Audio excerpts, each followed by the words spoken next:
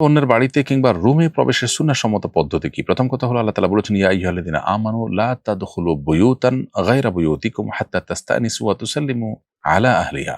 হে ঈমানদারগণ, তোমরা যখন অন্য কারোর বাসা বাড়িতে প্রবেশ করতে যাবে তখন তাদের অনুমতি প্রার্থনা এবং সালাম দেওয়া ছাড়া প্রবেশ করবে না। এজন্য কারোর বাসা বাড়িতে প্রবেশের আগেই সালাম দেওয়া এবং তার অনুমতি নেওয়া, এটাই হলো কোরআনের নির্দেশনা। বিধায় দুটি আমাদের করতে হবে। আল্লাহ বলেছেন, ওয়া ইন কিলা লাকুম ইরজিউ ফারজিউ, যদি তোমাদেরকে ঢুকতে নিষেধ করা হয়, বলা হয় ফেরত যেতে, তাহলে তোমরা ফেরত যাবে। জোর করে বা অনুমতি ছাড়া কারো বাসায় প্রবেশ করতে যাবে না। আরেকটি গুরুত্বপূর্ণ বিষয় হলো কারো বাসা বাড়িতে গিয়ে উকি দেওয়া বা দূর থেকে বাহির থেকে উকি দেওয়া, উকি-চুকি দেওয়া, এটা নিষিদ্ধ। হাদিসে এটিকে চোখ তুলে ফেলানোর মতো অপরাধ বলে বিবেচনা করা হয়েছে। সেজন্য এটা করা যাবে না। দরজার বরাবর দাঁড়িয়ে কারোর প্রাইভেসি লঙ্ঘন হতে পারে সেরকম কাজ করা বা এক পাশ থেকে আপনার আলতো করে দেখা, চুরি করে, এই জিনিসগুলো নিষিদ্ধ। এমনিতে আপনি নিজের নজরের হেফাজত করে অনুমতি প্রার্থনা করে সালাম দিয়ে কারোর বাসায় প্রবেশ করবেন, সেটি হলো সুন্নাহ।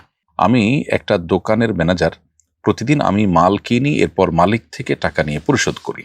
আমি যদি বাজারে অন্যান্য ব্যবসায়ীর তুলনায় কম দামে মাল কিনে দোকানের কাছে আরেকটু বেশি দামে পাইকারি বিক্রি করি, এরপর মালিক থেকে টাকা নিয়ে পাইকারি বিক্রেতাকে পরিশোধ করি এবং লভ্যাংশটা আমার থাকে, তাহলে এটা জায়েজ হবে কিনা? উত্তর হলো না। প্রিয় দর্শক, এটি জায়েজ হবে না। কারণ আপনাকে মালিক রেখেছেন, বেতন দিচ্ছেন। এই বেতনটা কিসের বিনিময়ে দিচ্ছেন? মালিকের হয়ে আপনি এই কাজগুলো করবেন। সে কাজ করতে গিয়ে যদি আলাদা মুনাফা আপনি মাঝখান থেকে অর্জন করেন, সেটা এক ধরনের প্রতারণা হবে। এবং আপনার আমানতদারিতার সাথে দায়িত্ব পালনের অংশ হিসাবে আপনি এমনিতেই সর্বনিম্ন দামে মালিককে মাল কিনে দিবেন, এটা আপনার ডিউটির অংশ। বিধায় সেখানে আলাদা বা উপরি ইনকাম যদি আপনি করতে যান, সেটি অবশ্যই নাজায়েজ হবে এবং সেটি আপনার জন্য হালাল হবে না। টুপি পরে কিংবা অন্য কিছু দিয়ে হলেও মাথা ঢেকে ওয়াশরুমে যেতে হয়। হজে আমরা কি করব? খালি মাথায় কি ওয়াশরুমে যাব?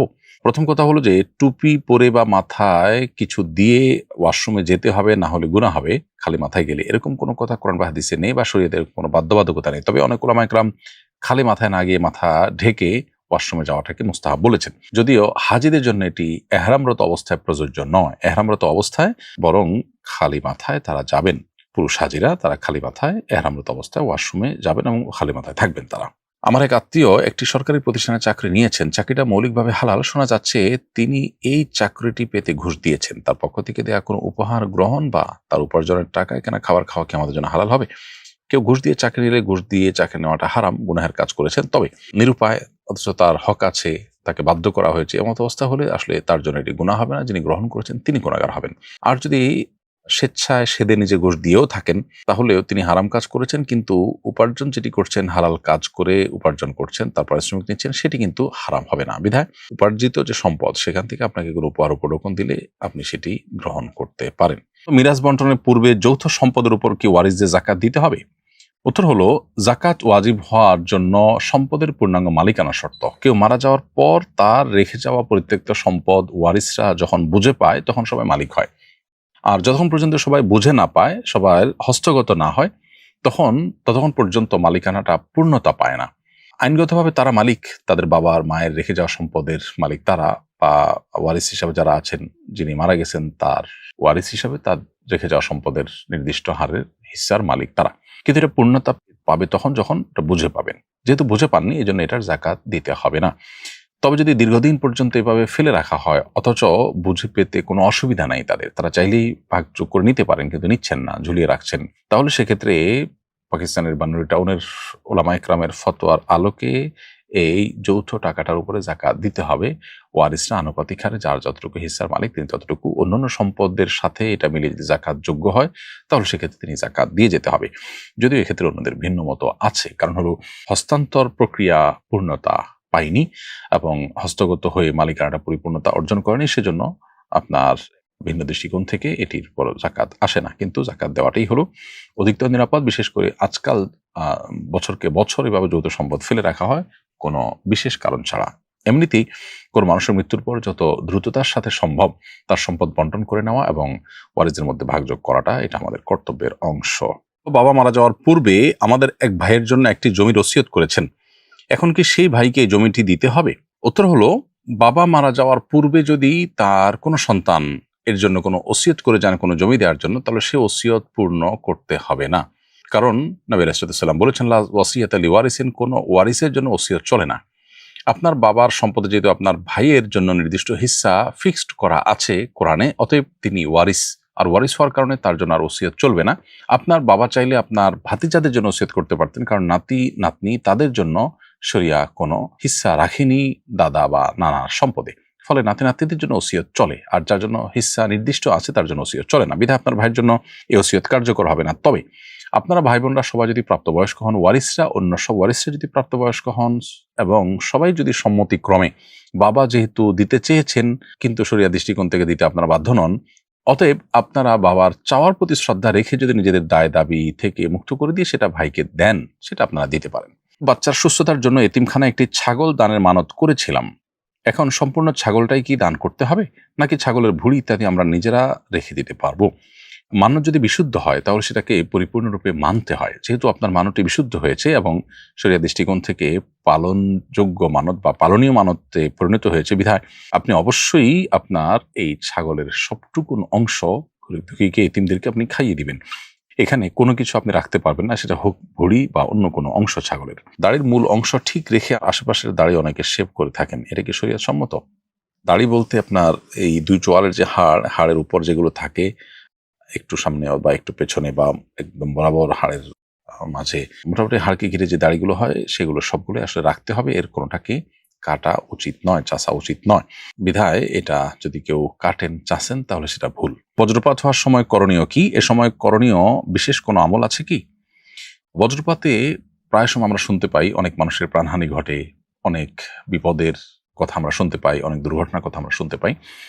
বজ্রপাতের সময় একজন ইমানদারের দুটি করণীয়ের কথা আমরা বলবো। প্রথম করণীয় হলো সর্বোচ্চ সতর্ক থাকা, যাতে করে তিনি কোনো বিপদের মুখোমুখি না হন, আকস্মিক মৃত্যুর মুখোমুখি যেন না হন।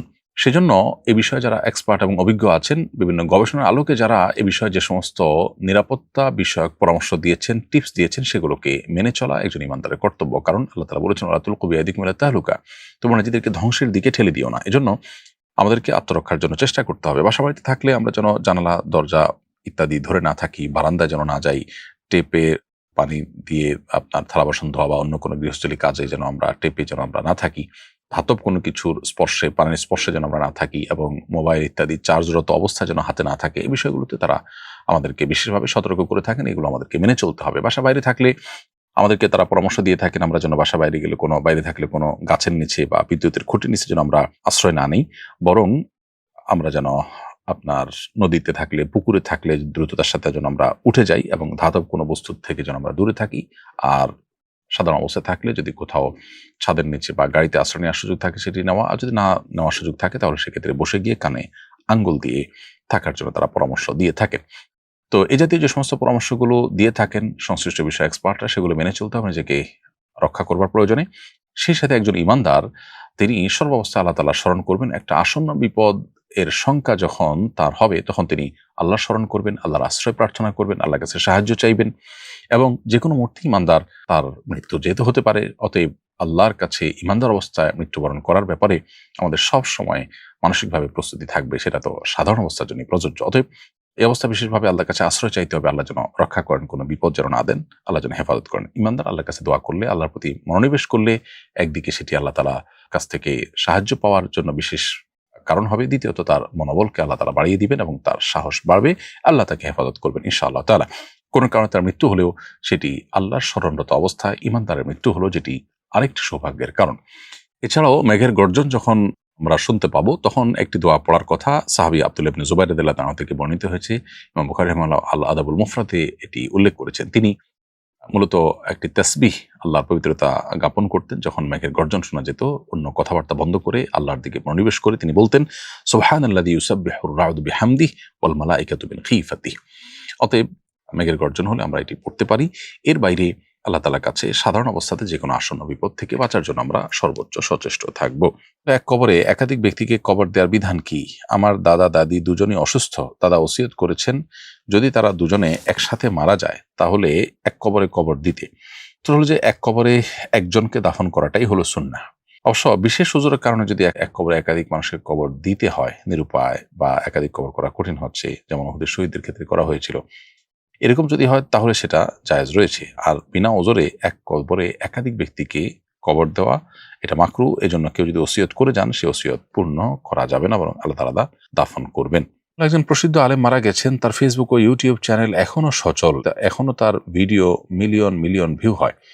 এই দুটো চ্যানেল কি তার জন্য সাদকা জারিয়া হবে? উত্তর হলো হ্যাঁ, অবশ্যই। যদি কোনো ভালো কাজ কেউ রেখে যান দুনিয়াতে, তাহলে তার মৃত্যুর পরও সেই ভালো কাজের ধারা অব্যাহত যতদিন থাকবে তার জন্য তিনি অবশ্যই আশা করা যায় সওয়াব লাভ করবেন আল্লাহ তাআলার কাছে। যে সমস্ত সওয়াবে জারি বা আল্লাহ তাআলার কাছে যে সমস্ত বিনিময় মানুষ নিয়মিত পেতে থাকেন, তার মধ্যে একটা হলো উপকারী ইলম। যদি কেউ উপকারী ইলম রেখে যান তাহলে সেটার সওয়াব তিনি পান। আল্লাহ আমাদেরকে ইখলাস দান করেন, আমরা যেন আল্লাহর কাছে আজরের আশায় এই কাজগুলো করতে পারি।